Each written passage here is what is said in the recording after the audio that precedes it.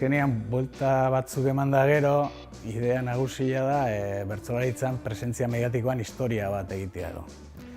Orduan, ikerketa horren barruan nola deigarri jaintzaiten gauzatako bada, historia horredakan soka luzia.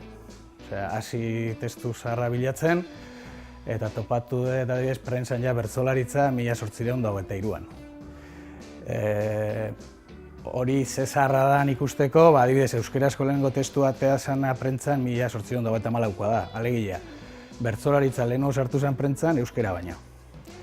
Orduan, hori bezala, 19. mendean erdialdeako ja presentzi bat basekan, 80. hamarkada 19. mendekoako ja kronika batzu bat zeuden, bastante txukunak, elkarrizketa batzuk azaltzen dira ja 20 hasieran, irratiko lehenengo programa intzan euskaraz ere bertsolaritza azaltzen da.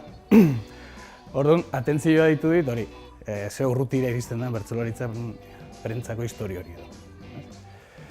Orduan, batetik hori, bestetik, pixkat begiratuta testu zahar horietan ze sinadura dauden koinziditzen du garai bakoitzeko eragile nagusiekin. Bertsolaritza bultzatzen izan jendia zen, bertsolaritzai buruz idaztezuna. Eta Liberian testu hori pixka begiratu da ikusten da garai bakoitzean bertsolaritza nola ikuste zuen eta zein proiektua edo, ez? Orduan, presentzia mediatikoan historia hori osatzeko testu inguru bezala bertsolaritzan eragileretzan historia moduko batean iziten. Orduan, bi horiek juntatuta, historia luze bada, azten dana hori 19. mendean, eta lau ziklo bezala bereizi ditut.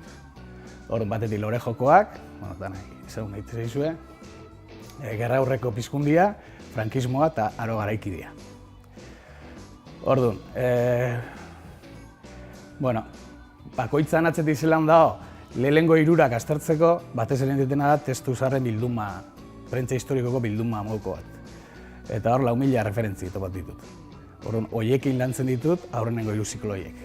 Eta laugarrengo gaur eguneko ziklo hori lantzeko berriz, behitu nituen batez ere finalei buruzko testuak, eta gero nituen elkarrizketa pila bat, bertsolariei, kazetariei, eragilei, gaur egun saltza hortan dabilen jendiei. Deigarri eintzat hori, azkenean, tirakastentzeari hortatik ikustentzuaz bertsolaritzan inguruan indan lana, belaunaldi desberdin mordo bat egin duen lana dela, bakoitza bere testu ingurua ezekala, bere proiektua ezekala, baina jarraitasun bat eman dela.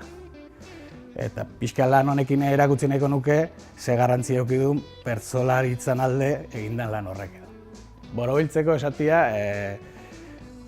esfuerzo ematen dula, egia da, azkenengo etapa honetan, izugarrizko jauzia eman dula bertsolaritzan modernizazioak eta prentsan hartu duen presentziak. Baina, azpimarratzeko iruditzea baita aurretik ibili izan jendeak ere arreta handia jartzen ziola sustapen horri, edapenea iristiei. Eta Euskal Herriko kazetaritzan formato berriak azaltzen aizian bezala, bakoitzean bertsolaritzan nahiko azkar sartzea lortu zen. Adibidez, lore jokotan prentsa sortzen da orduan. Prentsan bertsolaritza teatzen da. Hurrengoan, gerra aurreko pizkunde hortan, irratian lehenengo pausu batzu daude, prentsa egonkortzen da, irratian bada hoia bertsolaritza. Frankismoan irratia, herri irratiak indatal, egonkortzen da, bertsolaritzan inguruko irratigintza, baina ikusentzunezko batzuk ere azaltzen dira eta hor ere bada bertsolaritza. Eta azkenengoan berriz ikusentzunezkoetan, telebistan egonkortzen da, eta interneten muturra sartzen du.